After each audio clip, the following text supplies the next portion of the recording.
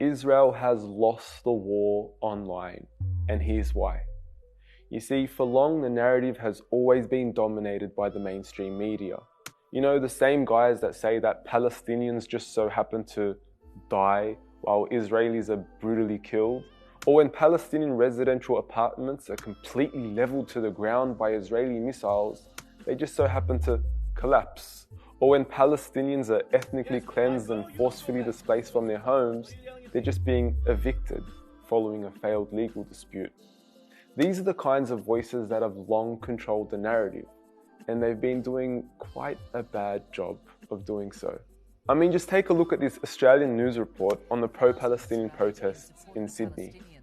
In one symbolic gesture, a demonstrator managed to scale Town Hall, waving a flag to the crowds below. Nine's Bill Hogan joins us now from the CBD. And Bill, have police found that man who scaled Town Hall? I mean, never mind the 243 Palestinians killed and the 65 children and 39 women brutally murdered. Let's just focus on this one guy, waving his Palestinian flag. Mainstream media is a joke and it sucks. But in all honesty, it doesn't really matter anymore. See, the battle of public opinion is no longer restricted to mainstream media.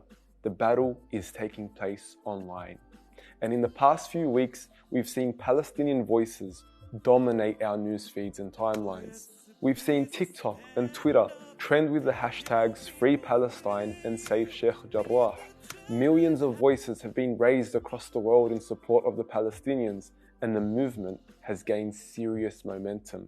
So much so that Israel is now losing the battle of public opinion. Their propaganda is getting squashed online daily, and they are clearly beginning to panic. And it's not just online. We're seeing some of the largest pro-Palestinian protests in history take place across the world. Meanwhile, Israeli protests are beginning to look like book club gatherings. And of course, for the first time, we're seeing empowered Palestinian voices represented in the mainstream news.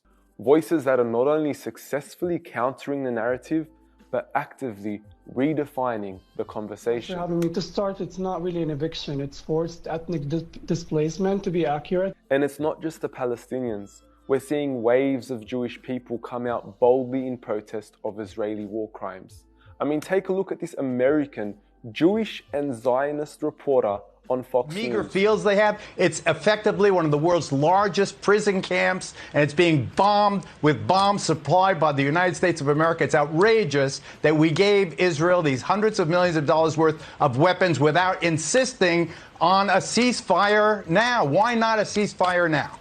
We're even beginning to see words like Israeli apartheid and ethnic cleansing now become a part of the mainstream conversation, with Human Rights Watch coming out harshly in a 213-page report declaring Israel guilty of apartheid, a statement which was even reiterated by a Center for Human Rights in Israel itself, B'Tselem. It's clear, Israel has lost the battle of public opinion, and it's an incredible sight to behold. Yet in saying all this, the fight's not over yet. Online activists have come out claiming their posts are being silenced, and many have accused social media companies of deleting and restricting their posts. Pressure is also mounting from the Israeli lobby and its affiliates to silence voices of dissent from celebrities to influencers alike. I mean, what could have possibly made the Incredible Hulk to go from bravely speaking out like this? When you're talking about that kind of inequality, that kind of oppression, that kind of apartheid, really, to now tweeting like this. Speaking the truth is not an easy task, and we're already beginning to see a wave of posts come out online expressing that they have either lost their jobs or have been threatened into remaining silent. Calling for a free Palestine is crucial, but it's a struggle that comes with mounting pressure and significant risk. But with our trust in Allah, the one to whom all power belongs, and with our faith in seeing a free Palestine, let our fight continue. Free Palestine.